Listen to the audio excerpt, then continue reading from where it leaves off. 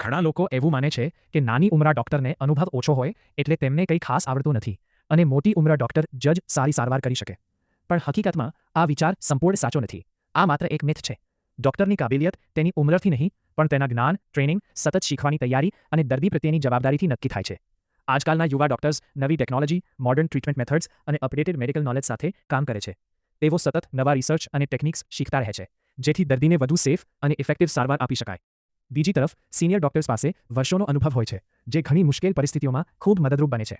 એટલે અનુભવનું મહત્વ પણ ઓછું નથી. પરંતુ માત્ર ઉંમર જોઈને કોઈ ડૉક્ટર સારો કે નબળો છે એવો નિર્ણય કરવો યોગ્ય નથી. ઘણા યુવા ડૉક્ટર્સ ખૂબ ધ્યાનથી દર્દીની વાત સાંભળે છે, સમય આપે છે અને દરેક બાબત સમજાવીને સારવાર કરે છે. જ્યારે કેટલીકવાર મોટી ઉંમરના ડૉક્ટર્સ ખૂબ વ્યસ્ત હોઈને કારણે ઓછો સમય આપી શકે. એટલે દરેક વ્યક્તિ અલગ હોય છે.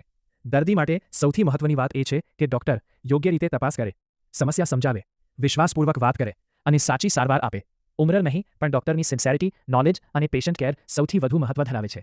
કારણ કે સારો ડૉક્ટર તે છે જે દર્દીને સમજે છે, સાચી દિશા આપશે અને ઈમાનદારીથી સારવાર કરશે, ભલે તેની ઉંમર 28 હોય કે 58 હોય.